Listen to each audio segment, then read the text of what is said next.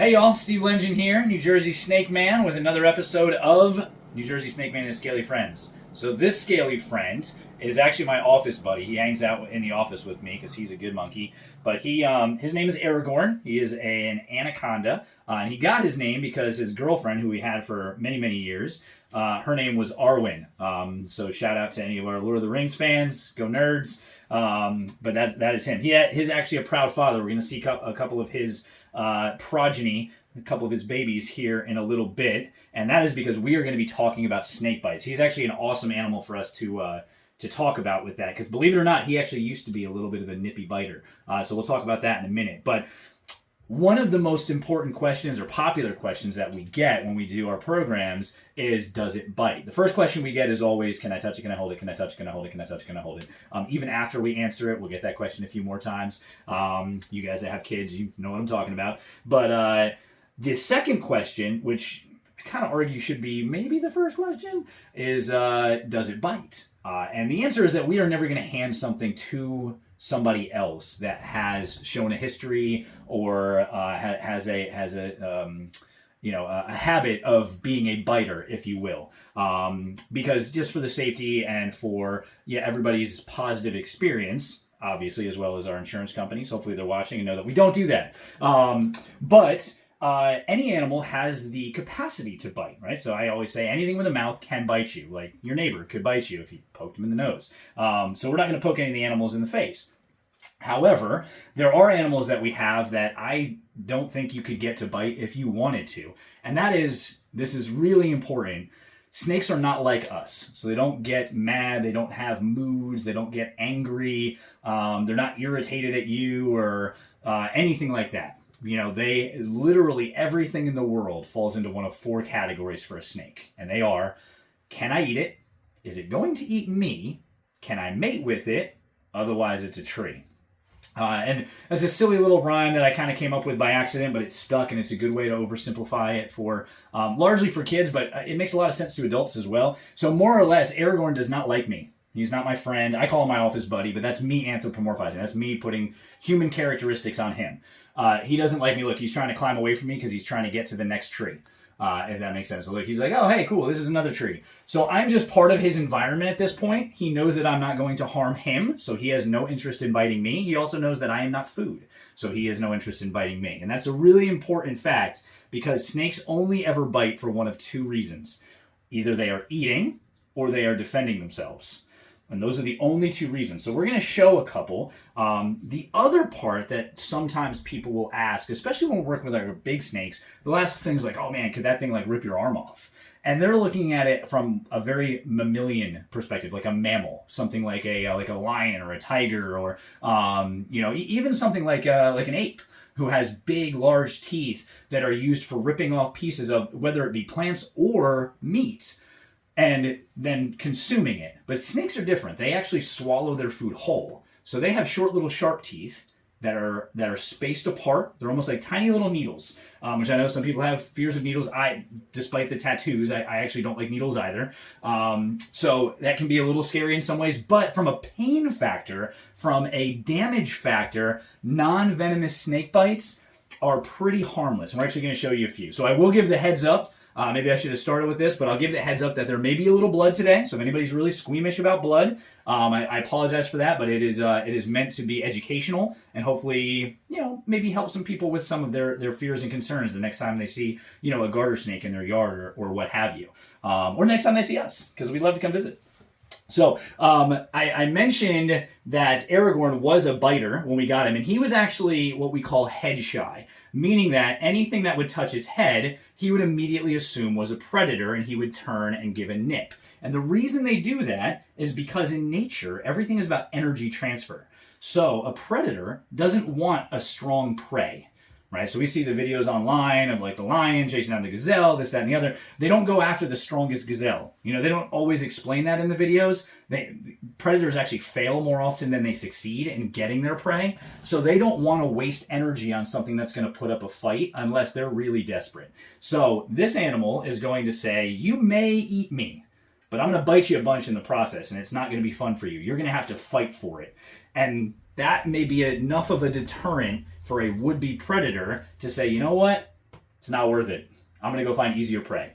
So that's why, it's actually why also snakes, for anybody who has pet snakes, they don't show signs of weakness. So once a snake looks sick, they're like really, really, really sick. Because in the wild, that would get them eaten because they look sick. They look, like they're not going to put up a fight. So what we did with Aragorn is we actually took the bites and we would touch his head as often as we could so that he eventually realized that touching his head does not mean he's going to get eaten. Again, a predator trying to consume this animal would grab it by its head to neutralize its only threat point, if that makes sense. So we actually did that, and we touched him all over. Now, I still don't recommend people do this, right? There have been a few occasions where when we're first getting him out of his cage, he can still kind of revert to that head shyness. Animals are snakes in particular, are very instinctual. One of the questions we often get is, how do you train your snakes?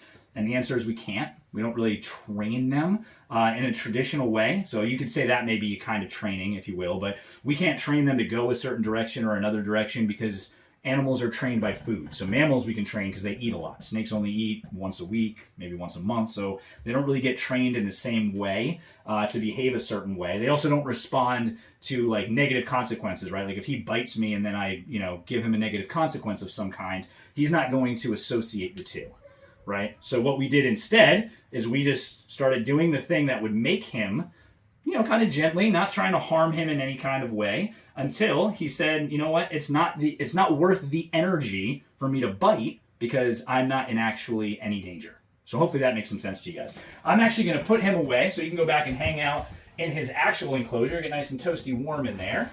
And we are going to share with you guys some snakes that are not quite as friendly, that will hopefully bite me.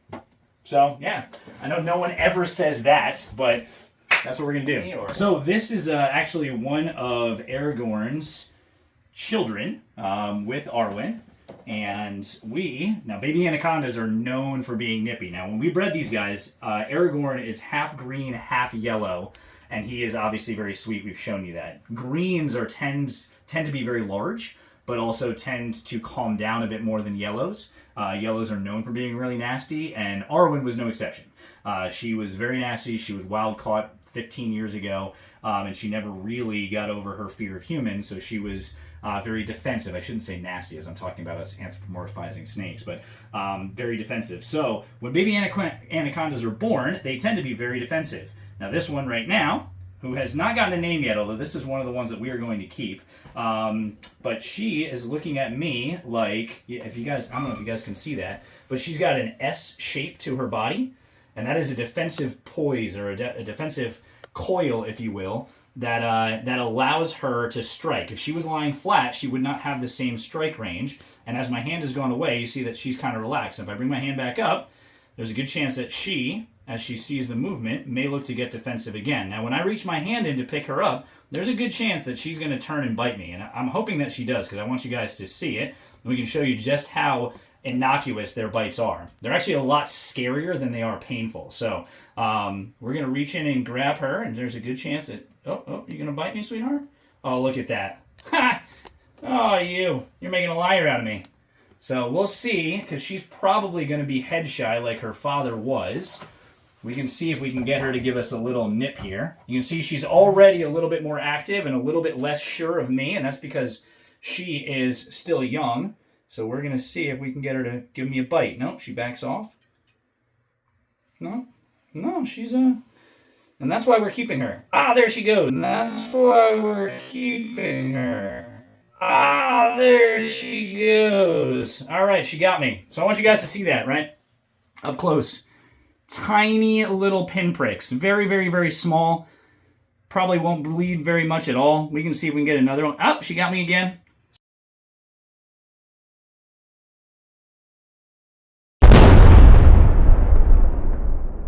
So you can see, now this snake is bigger than pretty much any garter snake that you're going to see in the wild. So you can see how she bit and let go, right? She was not interested in hanging on to me. She was not trying to constrict me. She did not tear off any flesh. You can barely even see the little pinpricks of blood that are where her teeth actually punctured the skin there. So you can see just those little tiny ones there. Again, it is a little unnerving, even as a snake guy, right? You're not expecting it. It's very fast and sudden. But as far as the actual damage done, very, very minimal. You get worse scratches if anybody hikes or walks around in the woods, or I mean, heck, just walks through their house sometimes. You get worse damages, worse bruises, banging yourself on a counter that you forgot was there than you do from a snake bite. So hopefully that sets some minds in just a little bit. We are going to show her away because we don't want to stress her out too much. Because again, those are defensive bites. She is not trying to hang on to me. And again, that makes perfect sense when you think about it logically. Because if I were a predator, she would not want to be attached to me. She just wants me to go away. And that's why we're going to... now you want to hang out with me, huh? There you go. Why don't you go back in your home? Okay. We'll get her back in there. Oh, no, there we go. Nerving. So... hopefully this was educational. Hopefully it set some minds at ease. I know it was a little bit of a longer video, so I appreciate you guys sticking with us through it. But it is a question that we get a lot, so I wanted to share it with you, and I'm glad that we were able to get at least one bite. But when I come to your school or your birthday party or whatnot, and I tell you, hey, you couldn't get this snake to bite you if you wanted to, you can see after messing with their face, tapping them in the nose, I couldn't get them to bite, and I actually did want to, for educational purposes, of course. So, if you like this video, we appreciate it. Make sure that you follow, like us, check us out on Instagram. Feel free to come by our website, drop us a line, reach out to us. We'd love to come visit with you, love to answer any questions you may have, love to interact with you guys. So we appreciate you so much. Thanks so much, and we will see you next time on Snake Man and his Scaly Friends.